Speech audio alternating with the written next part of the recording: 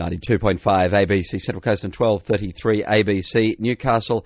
And one of the stars of the show, he actually plays that role that was played so well by the very suave Ray Milland in DialM for Murder. And what a cast it was, actually. Grace Kelly as the unwitting victim. It was a bit of a theme, I believe, in Frederick Knott's writing. And joining us, Greg Eccleston, who's got a very big part in this amazing piece of drama. Good to have you with us. G'day, nice to be here. Thank you. Yes, and I hear it's going really, really well. Yeah, we opened on Friday at Woy Woy, just gone, and 3 shows on the weekend, 2 of them completely sold out, and the third one nearly sold out. Great stuff, and the run continues this weekend? That's right, we're back on this Friday, Saturday, and we've got a matinee on the Sunday. So you're a bit of a rotter in this, aren't you? Yes. I know you're a nice guy on stage, but... Well, it's the thing with the characters. You think he's a nice guy at first as well, Tony Wendis, but it soon becomes very apparent, and I don't think I'm giving anything away because the title of the play is DialM for Murder, that he's up to no good and he's looking to bump his wife off. I was saying this, I was just doing a bit of research on Frederick Knott, and this was a recurring theme, the innocent, female victim and these cads. He originally wrote it as a television broadcast, which became a stage play, which then opened on Broadway, and Hitchcock picked up on it. And, of course, it was a very favourite theme of Hitchcock as well, the woman in danger due to the conniving male. And so this is certainly one of the most memorable. It's certainly Frederick Knott's best-known play. And that Hitchcockian idea of the tension, the drama, he obviously saw it in this piece. Yes, I read... suspense. It's quite extraordinary because the film version, which so many people are familiar with, is very similar to the stage play. And so our production at Woy Woy is kind of a little bit filmic in its own way. And Brendan, I believe, spoke about this when he was here last week. Yeah, he was saying that Frederick Knott had a very big hand in the film as well, which is quite rare. Oftentimes, that's right. Playwrights hand over their work and something totally different comes out as a screenplay, but not so in this case. Yeah, not only that, but it got filmed very quickly. I think from the opening to the film being released was only 2 years, which wouldn't happen these days. So when you watch the film and watch the play, there's a lot of similarities. But good films usually rely on good writing, don't they? Absolutely. Story is the most important thing. I mean, Hitchcock got a lot of credit for this film, but when you look at it, it's the story that really sells it. And what do you like about your role, and what have you learnt from it or taken from it? Well, I'll admit... you're not going to murder anyone, obviously. That's one thing that you won't be doing. Brendan described my character, Tony Wendis, as a classically example of a well-written sociopath. And I agree with that. And once I sort of did a bit more research, because Tony is very charming and people like him, but underneath it, he knows he's up to no good and he doesn't necessarily care. He thinks the rules don't apply to him, basically. And don't they cause huge damage in society? The real deal, the psychopaths, the sociopaths, people who have no ethics or moral or don't empathy. They don't have any empathy. That's the word, and that's what's so interesting about the character. I can enjoy it because it's a fictional character, but that's how he acts. He knows the impact of his actions, but he selfishly thinks that they're serving his own purpose, so therefore it's okay. Yeah, and how are the audiences taking it?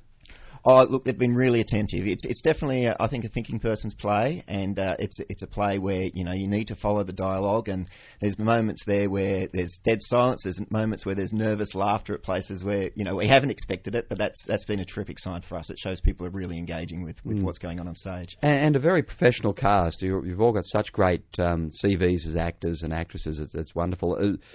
That's one thing that you note with a quality cast like this. You take all of that into account. You wait for those things, and you've got to be able to do your part well, but react to that, haven't you? That's right, and leave space for that. Yeah, well, Brendan has said that he got the cast that he wanted from the start, which is quite flattering for myself, of course. But we've actually got a bit of a range of experience in the cast, but everyone is very suited to their own particular role. So we're feeling very comfortable with each other. There's no dramas backstage, well, at least none that I'm going to talk about. Come on! No, it's been a very enjoyable process. You've been doing it for a while. You'd have some good backstage stories, I reckon. You'd have one that you dine out on, wouldn't you? Well, certainly none about the current play because you've got to wait till closing night. Yeah, that's right. But yes, there's quite often a lot that goes on behind the back of the set that the audience doesn't see, and that's what you aim to do is to fix those things so people don't know, and then you laugh about them after. And this one's full of sound and lighting cues, which Absolutely. are always the catalyst for something to go wrong. Yeah, our technical director, Jo, I don't know Jo's surname, unfortunately, but she told me the other day, I think there's 160 different sound and lighting cues, so she's working very hard in the tech box at the backstage, and getting all of them right has been a lot of fun. I was had a very small walk-on, walk-off part in Sunday in the Park with George, a Stephen Sondheim musical. Yes. And I was an American tourist in George Seurat's painting that comes to life as part of the story. And it was a particularly hot night, and the lights are very hot, and bowler hat, sideburns, and we had French pastries because we're American tourists. We were buying all the Impressionist paintings are under our arms. We were, wandering around looking at the Eiffel Tower. Look at that, not as good as Texas, all this sort of stuff. And every night I'd get these French pastries and I'd refresh them a bit with a can of that whipped cream and put a. But one night I'd made it too big a tower, and the whole thing just slowly slid off and went plop, front and centre, right in front of the footlights on the stage. I looked down in the orchestra pit. They had a monitor, and they were cagging themselves laughing and looking at this. And it was white, so it really stood out. And there's this big blob of canned cream, just fallen on the stage. And you can't, and everyone's laughing. You can't not say so. I said, stayed in character. You got to stay in character. I said, And my wife was horrified. She's in the bustle, in the sort of turn of the century outfit. And I said, don't worry about that, darling. The poodles will lick that up. And we sort of well, there's certain on. things that the audience will accept is supposed to happen, but there's others that it's obvious there's not. Actually, I can tell you one from the current production. It was preview night, and my character comes on about 8-10 minutes into the play, and of course, he gets spoken about. He's the main character. So I come in for my big entrance, walking in through the front door of my own apartment.